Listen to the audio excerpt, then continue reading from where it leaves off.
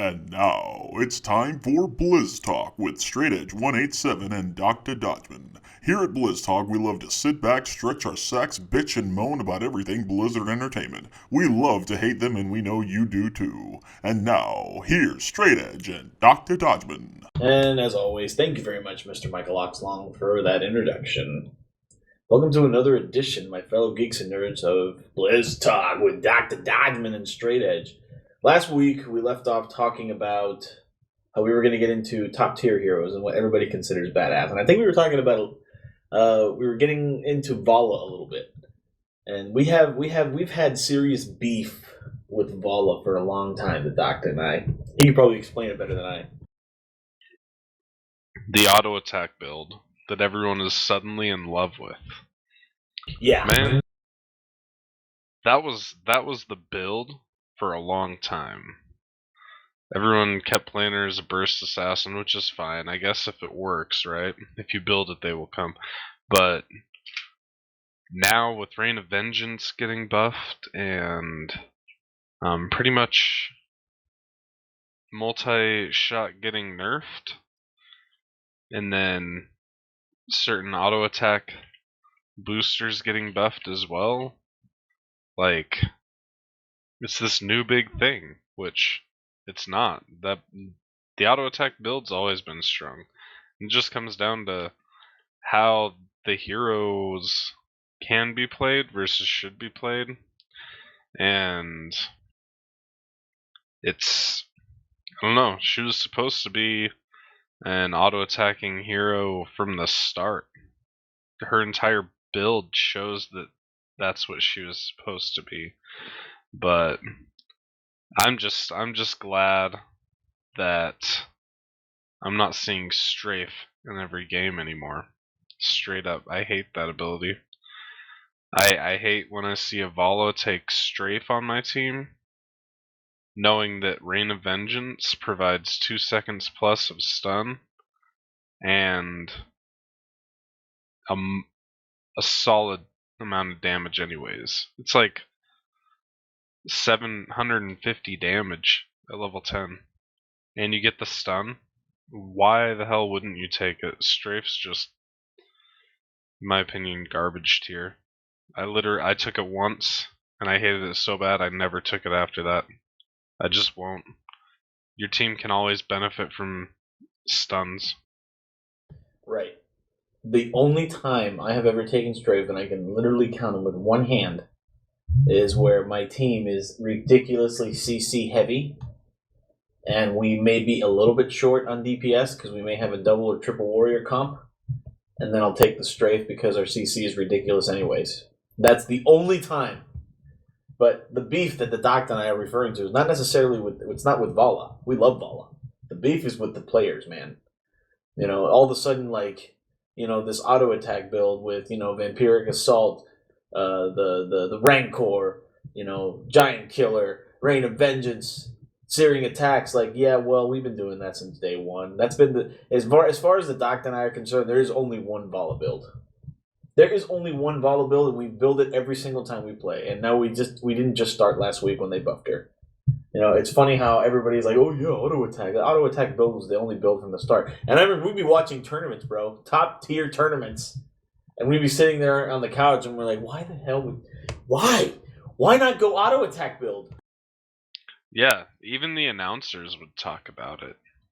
They'd be watching. It was like Vala's build options have kind of been this controversy for a while, because the announcers will talk about it, and you know, I understand where the players are coming from as far as the fact that multi-shot, walk in, shoot off this large amount of burst damage into your enemy team that hits everyone, and then strafe out and you're safe. It's a safe way to play, but why be safe when you can be a machine gun and just take out everything, man?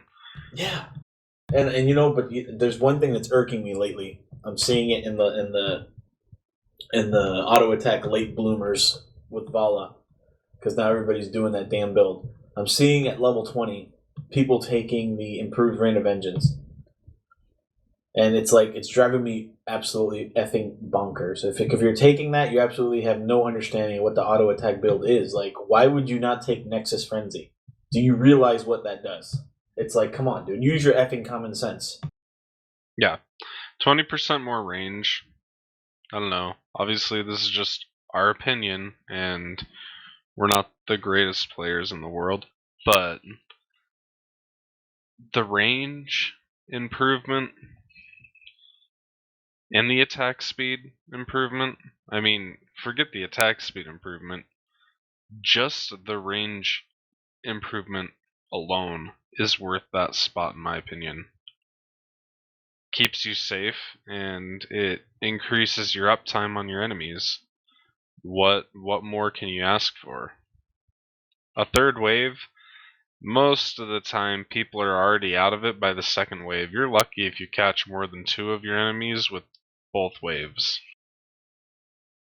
The third wave will never land. Like, it's rare. Yeah, exactly. And it's people, as usual, overcomplicating stuff or overthinking things. And it's the thing that drives me nuts about Bala the most is that she's considered to be the easiest hero in the game to use, even more than Raynor, in my opinion. And people overcomplicate her so much. Like, dude, come on, man, sit there, right click once, and do your effing job. I mean, it's pretty much GG from that point. Yeah, positioning is important. Anything that'll help you position, range, is going to be a good deal. Let's talk about other top heroes that everybody loves to spam right now. ETC is strong as shit. ETC is like, I'd say top 3. Would you agree with that? I don't know if I'd put him in the top 3, but he's definitely up there. As far as tank choices, he's top 3.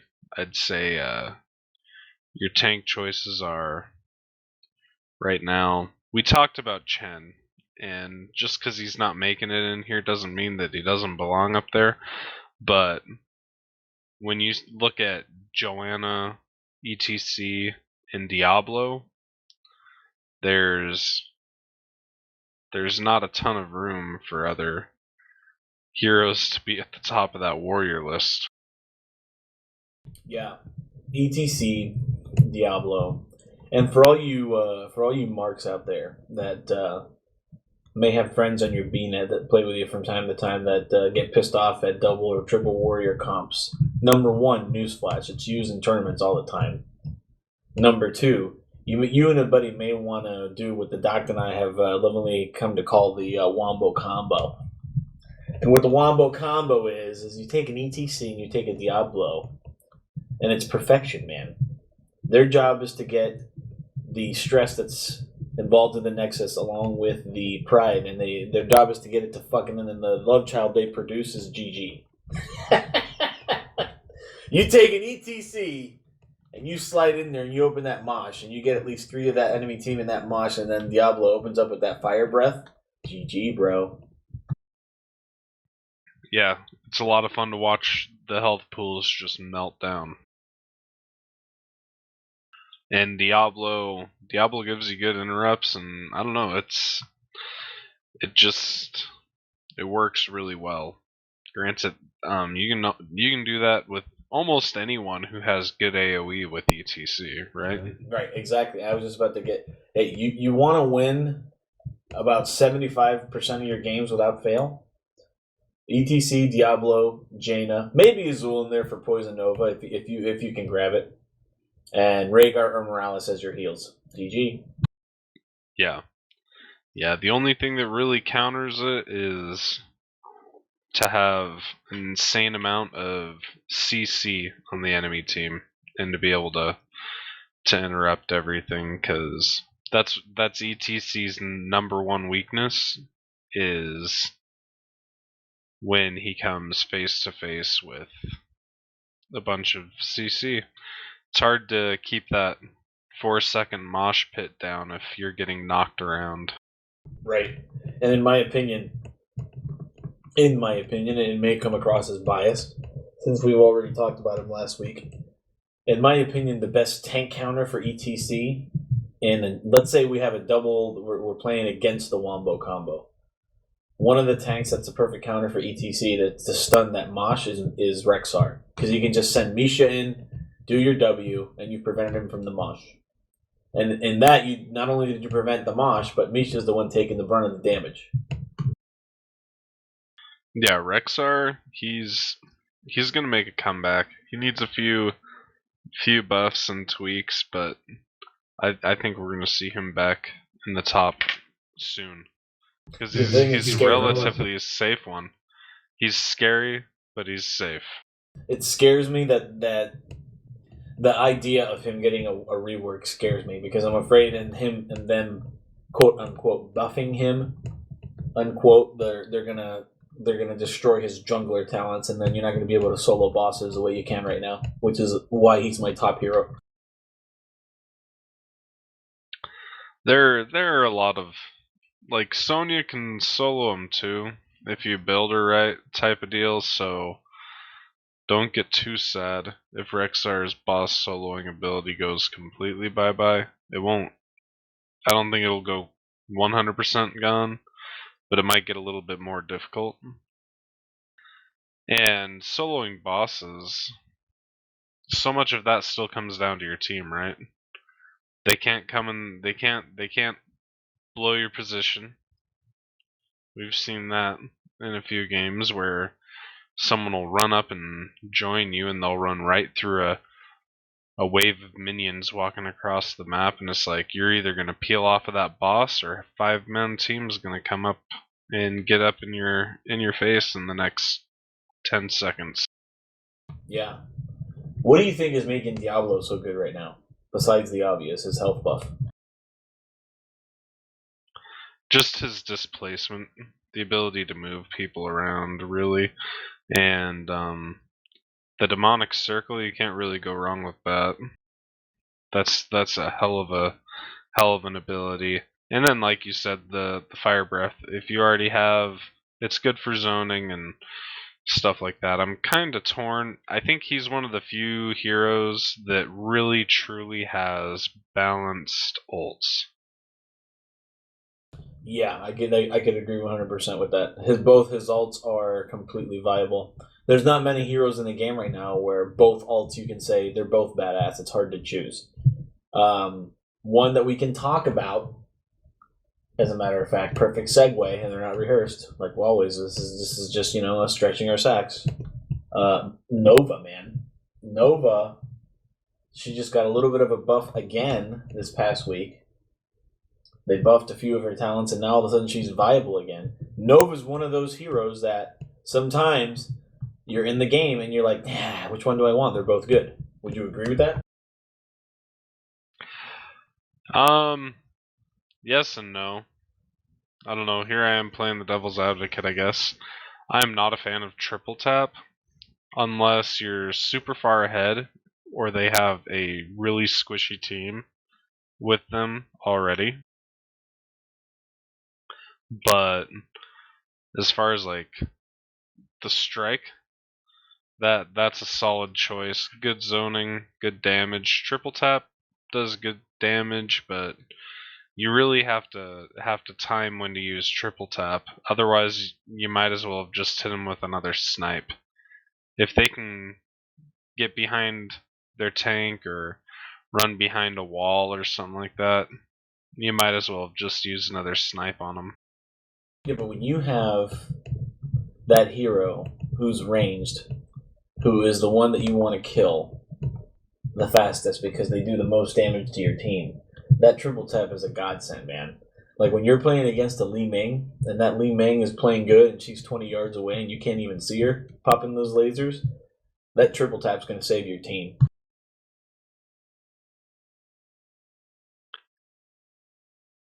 Yeah, as long as all three hit.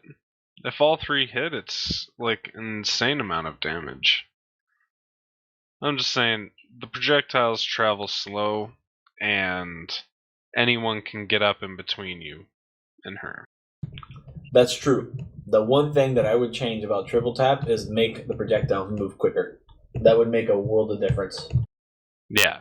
Still let it be interrupted and let people get in between it and allow that kind of counterplay, but like just a few percent faster projectile speed would start to make a difference. Let me tell you. Let's talk about Zool, because I want to kind of get into, elaborate a little bit into what we were just saying about heroes that actually have two ults that are good. It's really fascinating that you have some of the top heroes right now that are so dominant who don't have ults that are both viable, and that Zool is one of them. Zool was right now. I was shocked. The nerfs that came out this past week or the week before, where Zool just got hit hard. Honestly, man, I went right into the Nexus and I proved that it didn't matter for shit because he's still dominating. And from the last thing that I read on Hots Logs, his win rate is still going up. I think he has like an 80% win rate. It's redonkulous. However, he's one of those heroes whose one of his heroics is absolute fucking trash. Skeletal Mages, I'm sorry. That heroic makes me cry. Yeah, it's garbage. Every time I see it, I kind of cry a little bit on the inside because they die fast, they don't really do a ton of damage, and if you were really worried about your enemies getting away, just play Tastar and use his wall.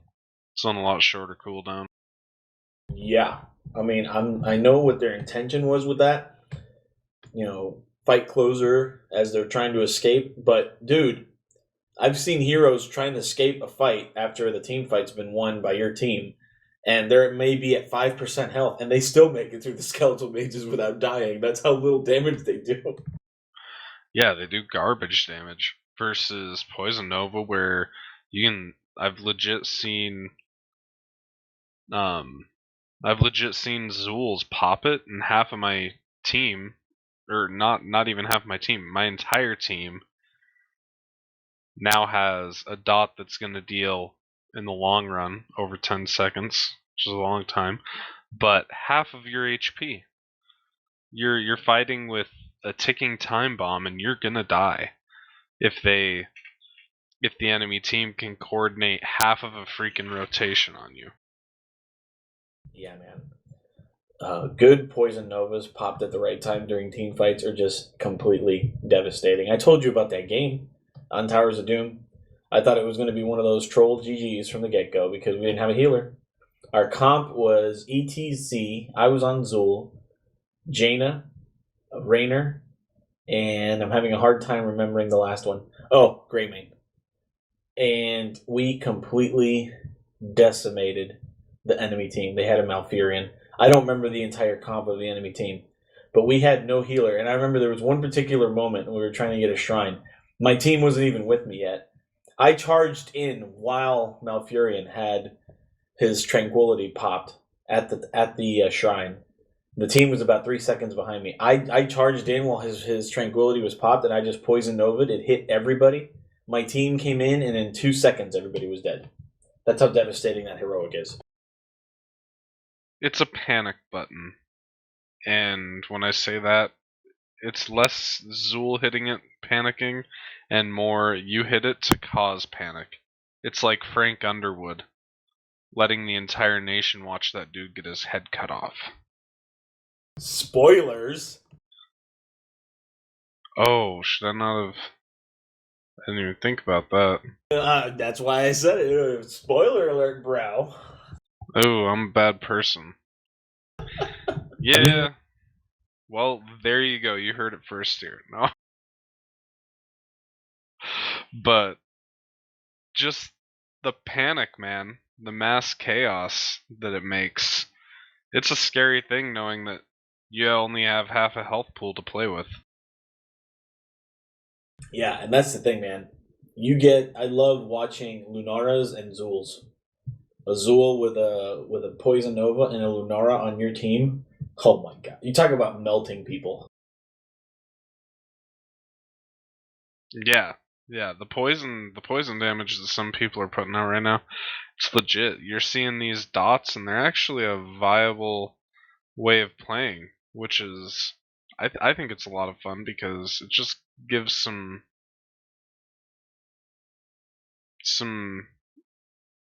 variety into your games, and that much poison damage actually becomes viable fast. Yeah, I think my favorite part about it with Azul and or a Lunara, that poison damage. If that poison nova gets popped towards the middle of the fight and they get hit with it, they're dead, even though they're not dead. And what's cool about it is that they can start escaping and they're gonna run, and you can let them go and focus on the objective that you're trying to get because they're dead anyway. And it's so sweet to be sitting there trying to cap a shrine or a temple or what have you, and then all of a sudden you hear the boom, boom, boom, the deaths, even though they're not there because the poison killed them when they were trying to escape. Yeah, ruthless. It really is. It's ruthless. He's gonna stay good though. You can nerf him a lot, but Zul's kit all around is just, he has a solid, well-rounded kit, and we're gonna start seeing this a lot. Honestly, they just announced Dahaka, and I think I told you this earlier. He could do the least amount of damage in the entire game, and with the kit he has right now, all he has to do is auto attack, and I'd still buy him because the kit they have that is coming out with him is insane. Why'd you have to bring up the Hawk? Oh, we're not supposed to talk about heroes that aren't out yet. But no, seriously. That's one of those heroes where just by looking at his kit, you can already tell the week after he comes out, just like with Li Ming and just like with Zul, just the week after he comes out, he's going to get shit cut in half. That, I believe it's part of one of his heroics. That capability of blinding, say, like a Morales for 6 seconds where she can't see her team and heal, that's devastation incarnate, man. That's broken as hell. Although it will be nice to not see Morales as the first support picked over and over and over and over and over and over and over again. And Rhaegar and Morales are going to feel this really bad. Karazhan, he's going to get hit by it hard. Because 6 seconds where you can't target and see your allies, that is a huge amount of time. I still think Tyrande and Malfurion will have a spot, and I think those will be my personal go-tos if the enemy team gets to Haka. But just because of their AoE capabilities and the fact that their ults are going to heal everyone, no matter you can see them or not. Right. Yeah, Malfurion, Tyrande with her Shadow Stock, and even Lily because of her AoE area with the cups being so big, she can stay at a distance and it may not affect her. But you're right, Morales, Karazhan, who has to be right there, Rhaegar, who doesn't have that great of a distance pool, yeah, they're screwed. Which is cool. It'll add some counterplay, but I can definitely see that 6 seconds of blindness getting cut in half here in a couple of weeks, for sure. The thing is, dude, that blindness isn't only a counter for healers. That blindness is, in my opinion, one of the best counters for Azul, who wants to come in with his Poison Nova. You blind Zul right when you know he's coming into the middle to try to hit everybody with that AoE, you blind him. And that 6 second blind to Zul can be the difference between that team fight being won by your team or the other. But his Poison Nova is going to hit everything anyways, and he's still going to be able to see the enemies. He's still going to get that awesome snare. He's still going to get, I don't think it will affect him as bad. Because all you have to do is get in between him. It but only blinds you. He can still cast it even though he's blinded? Yeah, you can still cast everything. What it says is it blinds you, and you can't, making your range of vision smaller, and you can't see allies. It doesn't say anything about foes. So if you have a small range of vision and you can still see your foes, Zool will be able to hit Poison Nova just fine, and it doesn't make anything not castable, except for those healers who have to be able to target their allies. I gotcha. Technically, Karazhan doesn't have to target his allies either. He just has to be in close proximity. But, Divine Palm.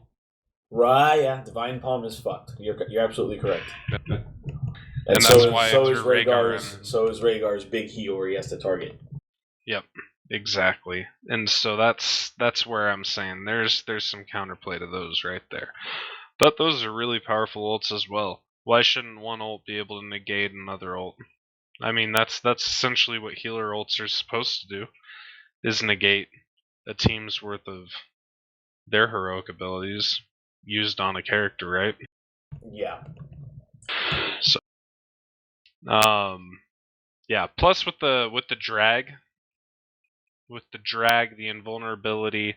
I know people on the forums have been saying that they don't like the way his essence is gonna work, giving him health back. They'd rather see it scale his power up, but you can't get everything exactly right. I mean, look at Tyrande. She's just half of the classes in WoW put together into one, so she doesn't really make any damn sense either.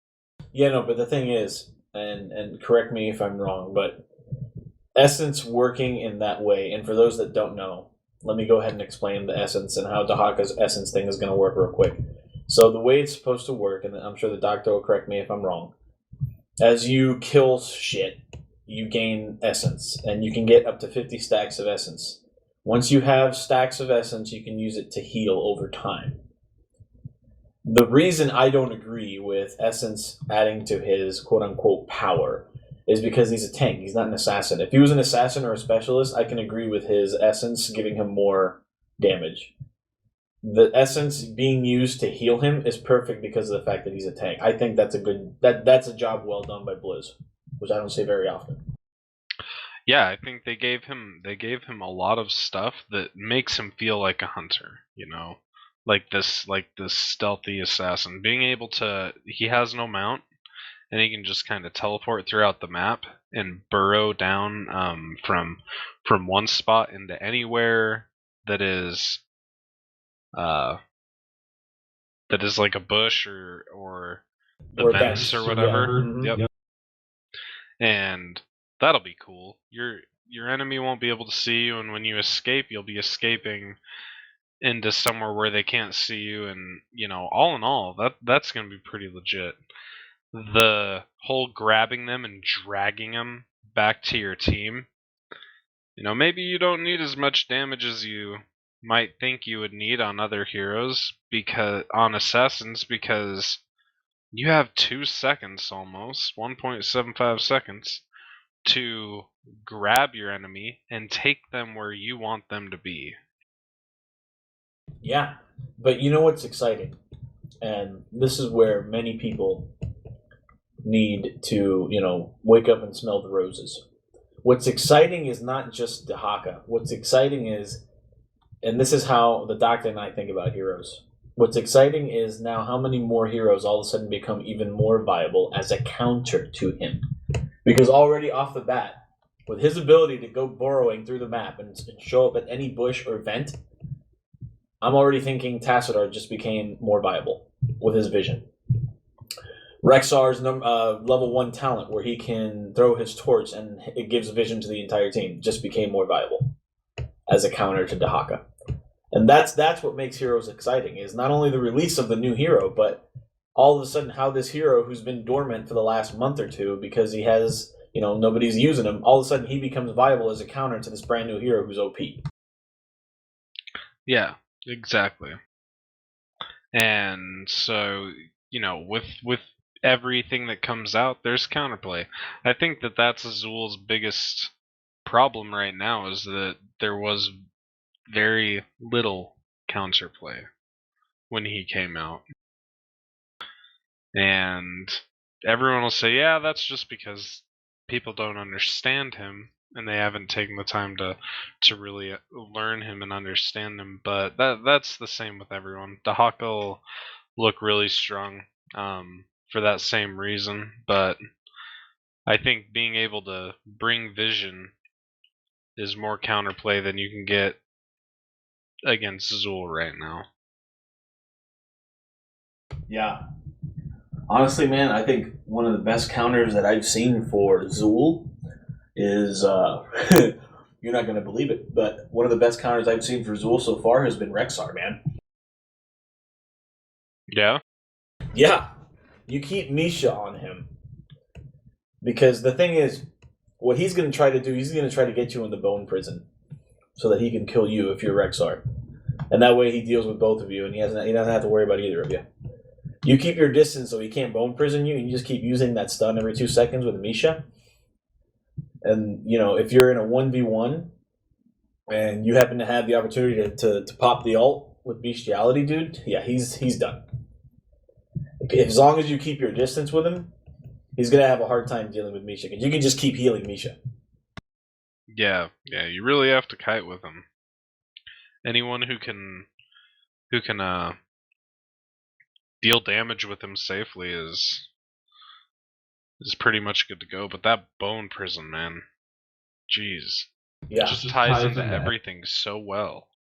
I've seen good Li Mings give him a really hard time as well with teleport build, because the thing is, if you teleport away even after he casts Bone Prison on you, if you teleport away right at the right time, the Bone Prison disappears. He can't get you in the Bone Prison. Same with Falstad.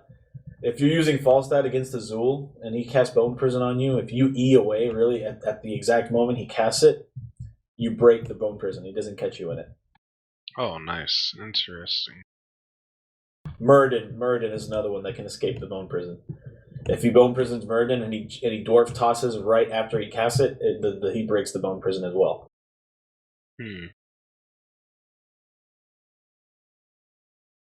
Yeah, man, Zool. That guy. 80+% win rate for the last 3 weeks. Kind of ridiculous. Yeah, I just got his master skin last night, dude. He's too. The nerfs didn't mean shit. I was pissed because I was enjoying Zool, and I'm like, dude, the nerf hammer dropped hard on old Zuli, but it didn't mean shit. It doesn't matter. His win rate is still going up. He's still that strong. Yeah, he's just hard to counter out, and a lot of that comes down to. Personally, I'd rather have him than the Sylvanas going. He clears that one wave, and he gets rid of twice the amount of ammo off of your towers with it. And they keep wanting to get rid of his split push, but that split push ain't gonna go anywhere. If you can get rid of the ammo of your enemy's towers that fast, over and over and over and over and over again, all your minions are gonna start dealing more damage. Not just the skeletal minions, but the regular lane minions are gonna be able to do more damage to towers. It really just forces your enemy team to split more. And as long as you have 4 people who are decent at making your enemy show up to team fights, and your 4 people are decent at just not dying and poking, Zool do work all day, every day. Oh yeah, man. For those of you that want to build the Zool siege build and just like go ham on forts and split push the shit out of the map the entire game, you do that skeletal build, just the skeletal warrior build, where each time you spawn a skeleton, it heals you, and then the skeletons do twice as much damage, and they explode, and then you take the one at level 16 where you get twice as many skeletal warriors. There's nobody going to stop you on that push if nobody comes to counter you. You can literally take down 2 forts in about 5 minutes. Yeah, it's insane the damage he does. How about Li Ming? What do you think the state of Li Ming is? I mean, from what I understand, she's still top tier. Yeah, that's just one of those things where you're not going to counter her range.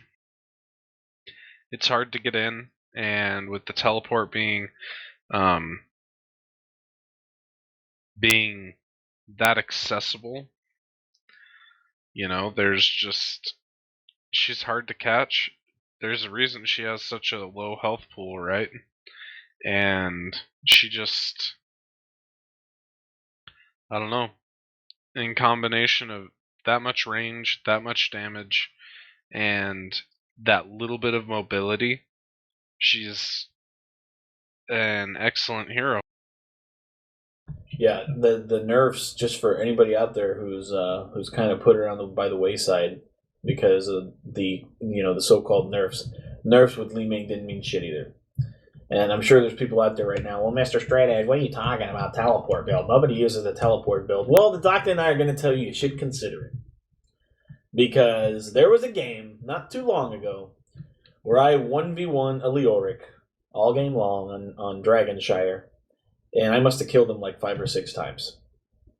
And the reason is because when you take that teleport build where your teleport doesn't cost any mana, which is level 1, and then at level 7, you take the one where it does damage. And then at level 13, you take the one where you get a shield from it. Yeah. You just gave yourself another damage dealing ability and a gap closer. If they're trying to escape you, you can teleport towards them. And if you hit them with that teleport, that's a kill. And when you're trying to teleport away after level 13 and you get a shield, that's huge.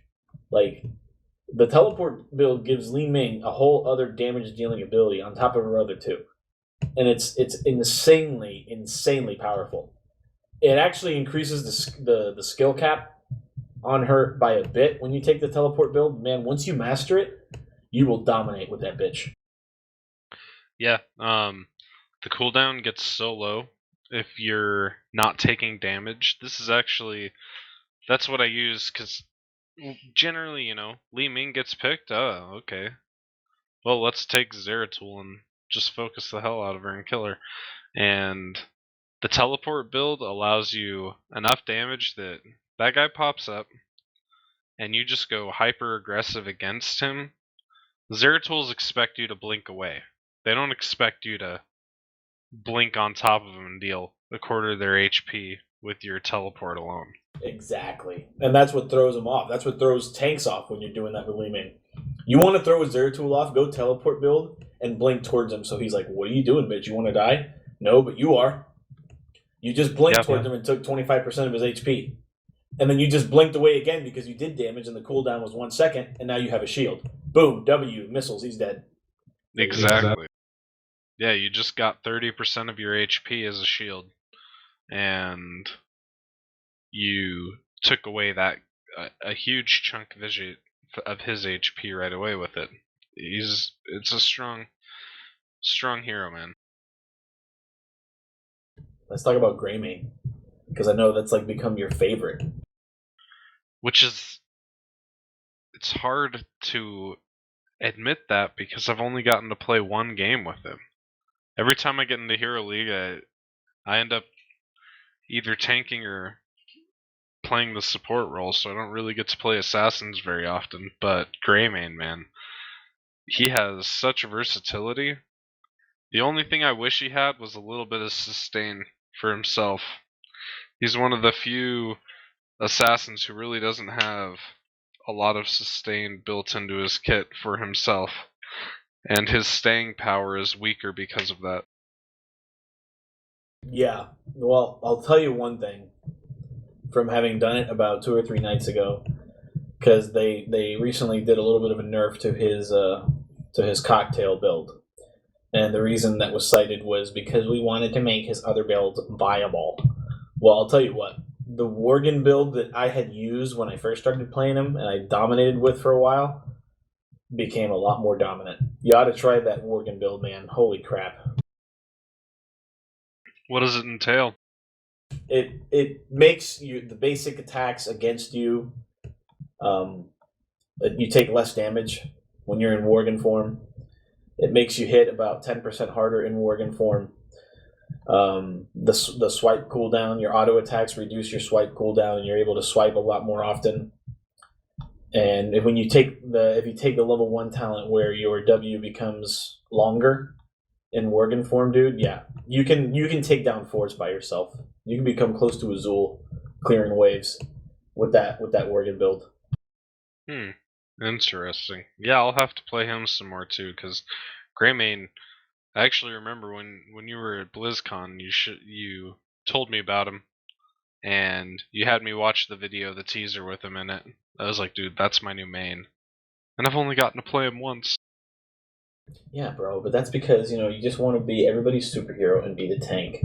Well, in all fairness, the reason that Dr. Dodgeman and I both end up tanking is because we can't trust the fucking idiots playing Hero League right now. We can't trust people to tank right. So we end up tanking or healing. Yeah, the one that drives me the more crazy than anything else is when you can see there are 3 people down in another lane from your enemy team. You're all 5 grouped, and your ETC wants to dance around instead of going after the guy who's right there. Like, you want to play a tank? Be willing to open up the fights. Don't play it like an assassin. Don't wait for your assassins to go in. But even more than playing tanks, I've found myself enjoying support. I hate playing games where I'm the only support, but I have had more fun playing duo support than I have any other comp in a long, long time. That's the new way to go, man. Duo support just makes me happy. Yeah. Did we talk about dual support last week? I honestly don't recall. Did we get into it at all? Briefly, because we had a couple of games with it, and we were like, yeah, man, we need to bring this up. But it's funny, you still get people who dodge out of that queue, and they don't want to mess with it at all. Yeah, you know what? Marks out there, okay, get over yourself and accept the fact that duo support wins games. It's that simple. Docta and I have gone into over 20 games now in the last week or two where we've done duo support, most of the time being Tacitor and Tyrande. We've done it with Tacitor Malfurion. I think we did it once with Rhaegar Tacitor. And we just completely dominate.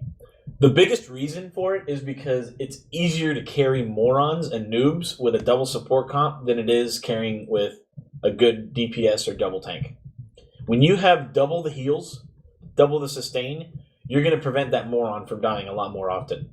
Biggest example is that one game that we played on Battlefield of Eternity, Docta, where this poor Li Ming, God bless her soul, she was eating every single immortal stun on that map. Every time the immortal casted a stun, that bitch would not move. She ate every single one.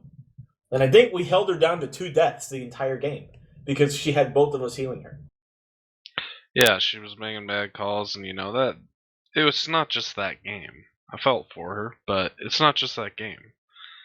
The double support pulls people out of sticky situations over and over and over and over and over again. People are getting used to the bursts that they have to use to get through one support.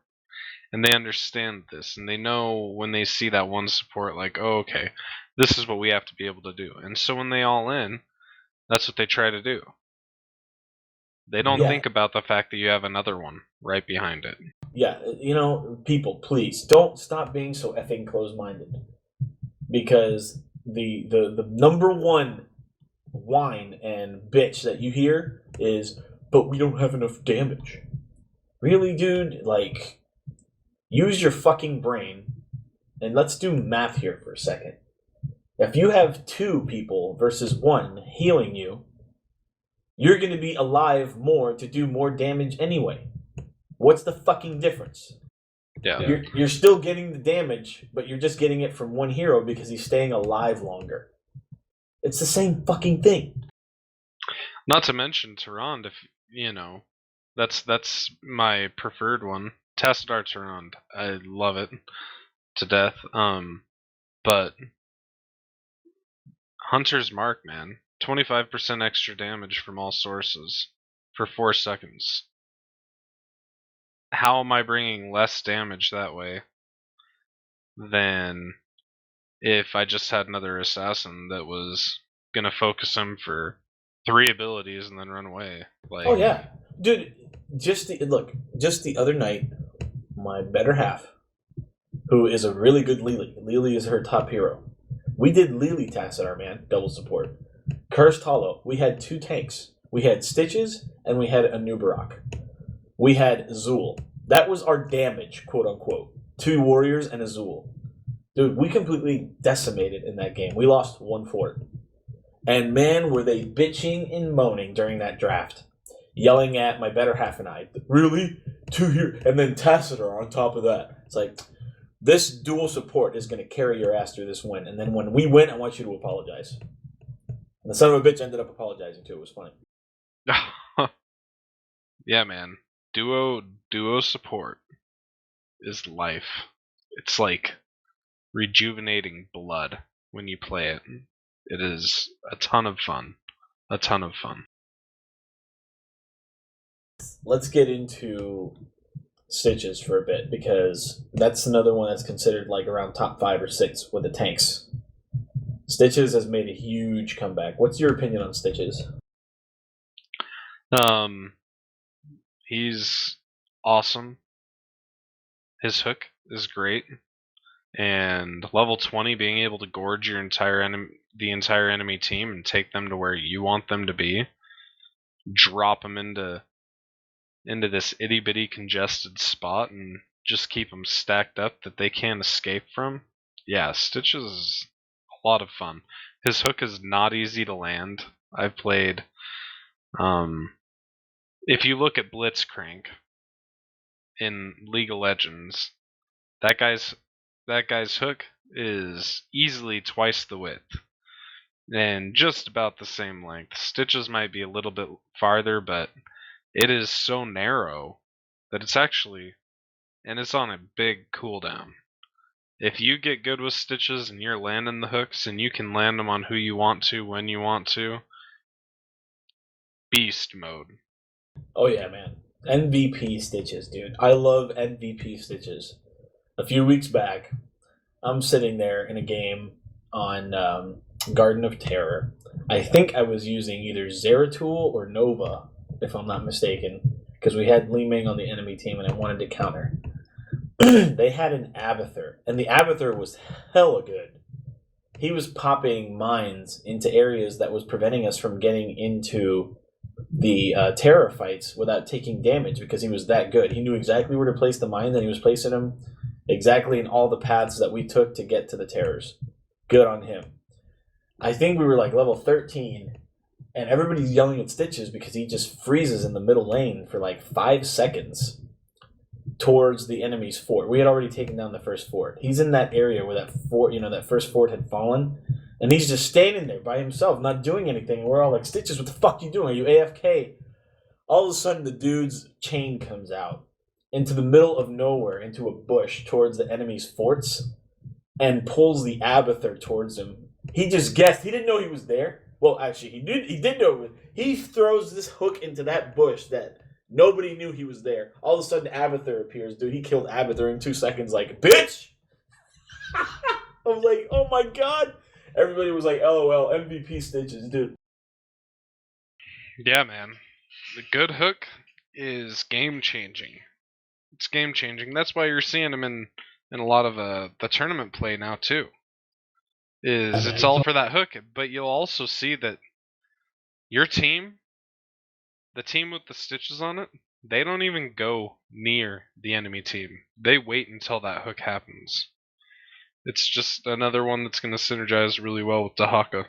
Yeah, man, I wish I had recorded that game. I would use the Predator music and insert an Arnold voice excerpt while Stitches was just standing there looking around like, where the hell are you? It's like he was looking for me. He's talking. I know you're here somewhere, motherfucker. Yeah, that's awesome. Oh, it was great. Just to see that hook, and everyone's like, what the hell is he? And all of a sudden, Abathur's there. He just kills his ass like, yeah, bitch. I knew you were there. Oh, it was great. And that right there is the difference between a noob Stitches and a veteran Stitches. That was a veteran Stitches right there. He knew what the fuck he was doing. Yep. He understood it. Stitches, solid. Plus, he's like the sexiest character in the game, Oh yeah, man. And in my personal opinion, you throw that Jason mask on with that chainsaw. I mean, come on, with the overalls.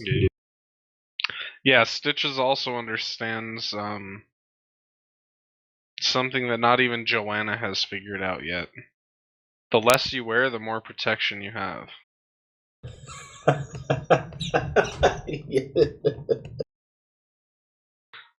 So, solid pick.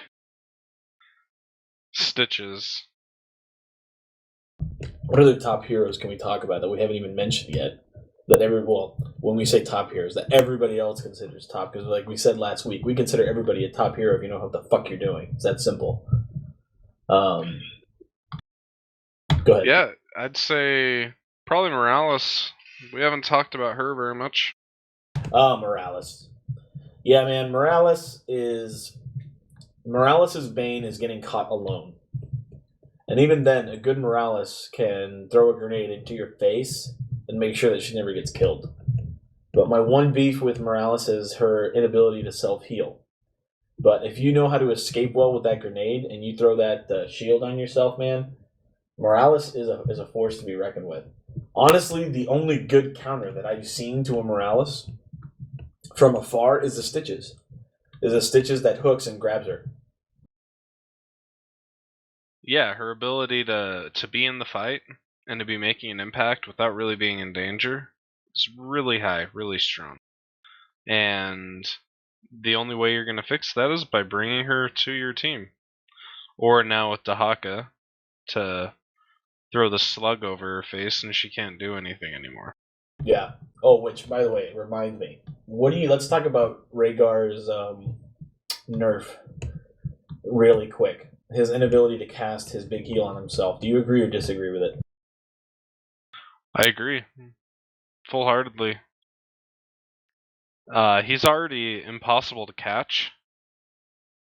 Add on to that the fact that he's going to heal himself for 90% of his HP.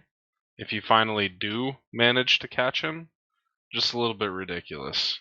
Yeah, that's one where Blizzard got it right, because in the last week or two, the entire community has pretty much gave them their blessing on it. Everybody's reaction has been, yeah, that's fair.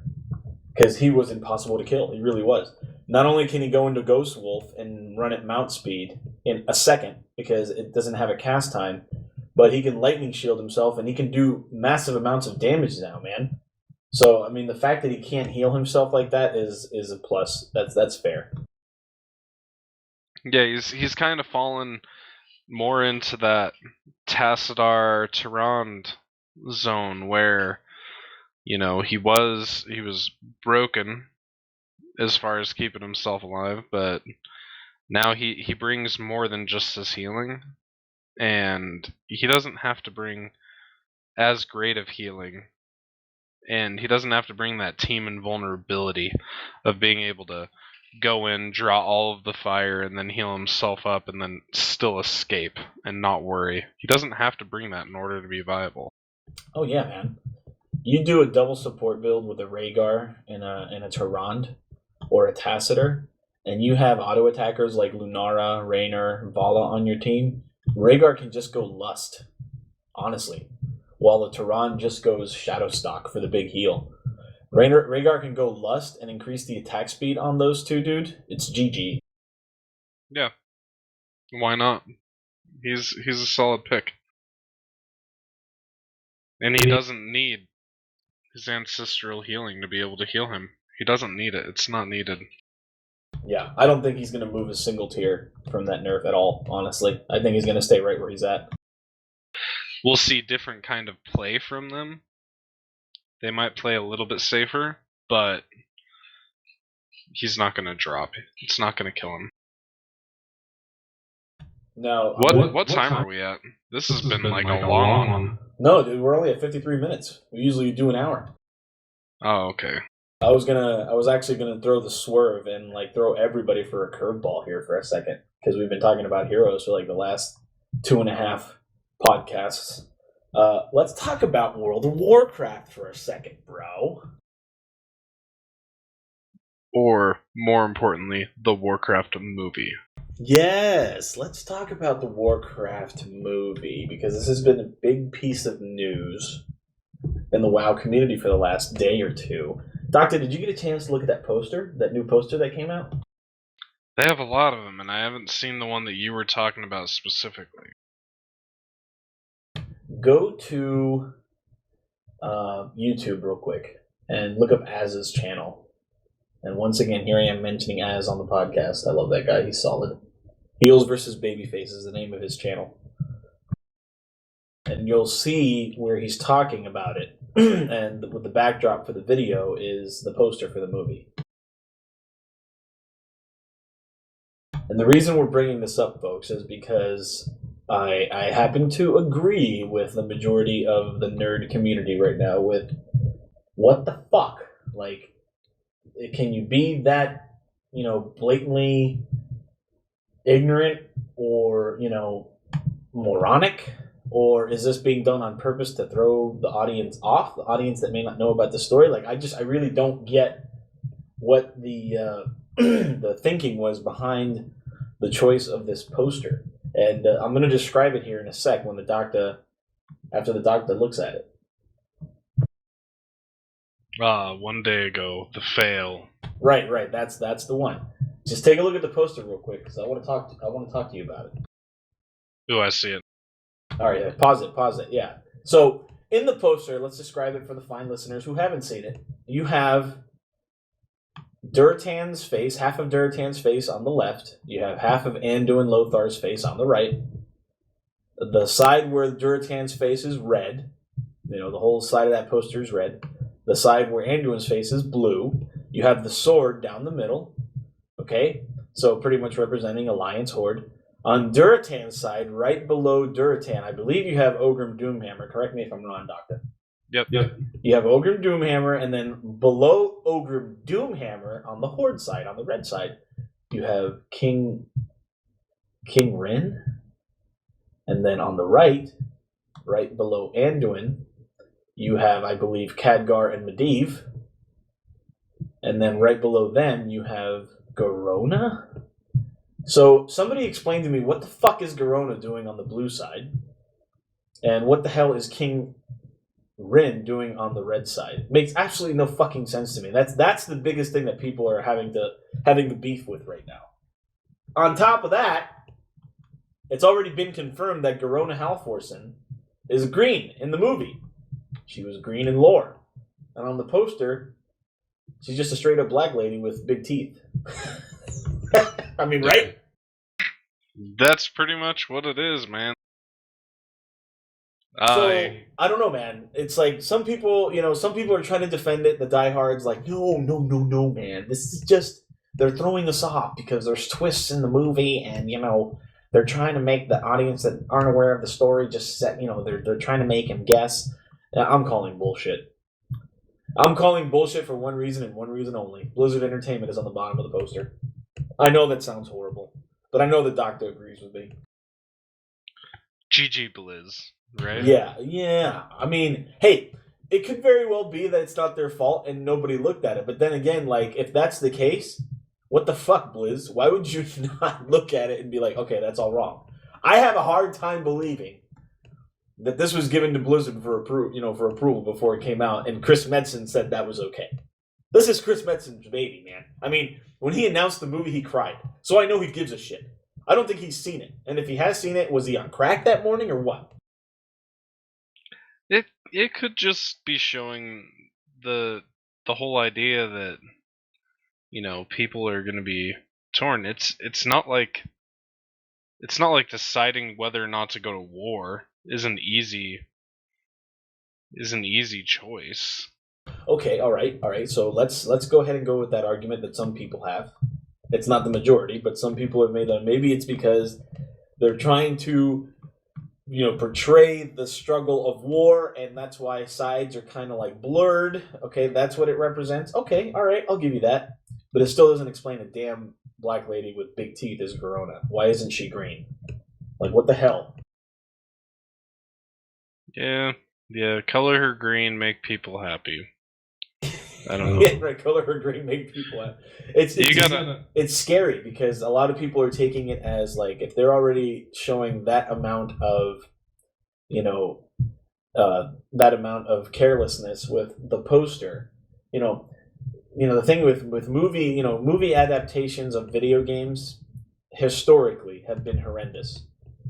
There hasn't been a single video game based movie that has come out that has broken records and has been accepted fully mainstream and considered badass.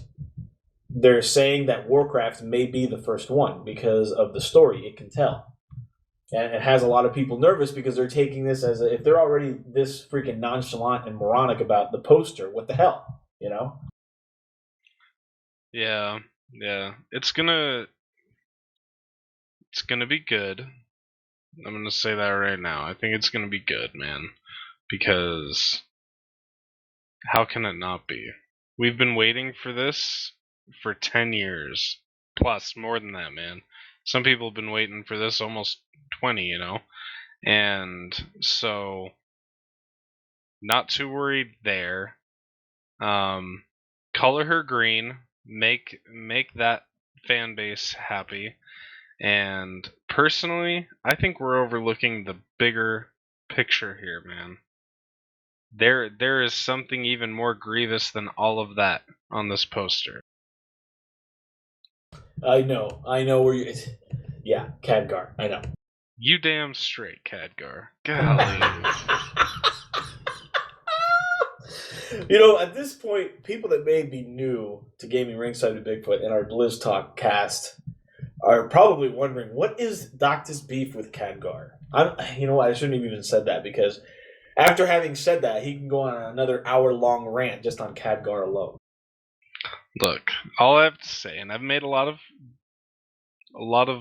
jokes about his jewel crafting skills, but I mean, the guy, he's just like, he sees magic and then he can duplicate it, but wait, there's more type of deal all the time, man. Yeah, he's just broken OP. He needs nerfs. He needs the Zool treatment, man. So what you want Blizzard Entertainment to go into the World of Warcraft and nerf Khadgar? But he doesn't do anything. Yeah. You know what they should have done? When they go back into time, they should have gone back into time to when Khadgar was like a wee little kid, and they should have had an orc or made an awesome quest line where you can like crush his hopes and dreams of becoming the man that he was going to be and just erase him from history. Yeah, well, the doctor doesn't like Khadgar. It's a wound that goes very deep. Every time his name is mentioned, it's like I pour a whole freaking bottle of adobo into that wound and rub it with like my bare hands. But it has to do with his participation or lack thereof in certain king moments, specifically in Warlords of Draenor. I think the Doctor just kind of blames Wad sucking on Khadgar. You got to find somebody to blame, right? Yeah, Wad wouldn't even exist if it wasn't for Khadgar. Why did we have to go and chase freaking Garrosh anyways? Just mount up this awesome defense outside of the dark portal in Azeroth. If you know that's what he's going back to do, why go through all the trouble to go back into this unknown land and waste countless lives when you could just like have Khadgar move the dark portal, I don't know, half a mile to the east or whatever, into the middle of that ocean with the cliffs? Yeah, but you gotta remember, bro. See, you're not getting the story right. You gotta remember that Garrosh didn't go through the Dark Portal. He got to where he was because of the Bronze Dragonflight, because... what's his name? I always forget his name. Betrayed the Bronze Dragonflight and helped him travel through time. By the time we knew what Garrosh had done, it was too late. The Iron Horde had already been assembled and they were already coming through the Dark Portal. Yeah, I understand that. I understand that he didn't go through the portal to get back there. But that's what he was going to use to get back here and back to the current timeline with this massive army. Oh, I see what you're saying. So you're saying that after Khadgar knew that's what was going on, he should have just destroyed the Dark Portal and removed it with his pinky. Yeah, okay, let's just close it. Yeah. Why go through the efforts and the energy of moving armies through time in space when you could just snap your fingers, tell the dark portal to go out into the middle of nowhere. You know, on the big map, they have that whole swirly death spiral of the freaking ocean, man. Wouldn't that be awesome?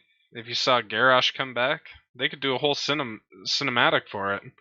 Garrosh leads this massive army through the dark portal. They all come out and they're all screaming their hoo-yahs, and they come out in the middle of the ocean, and like Megalodon number 1 and 2 come in and just consume the hell out of them. They come through into the maelstrom and they just sink into that portal. They just sink into that swirl.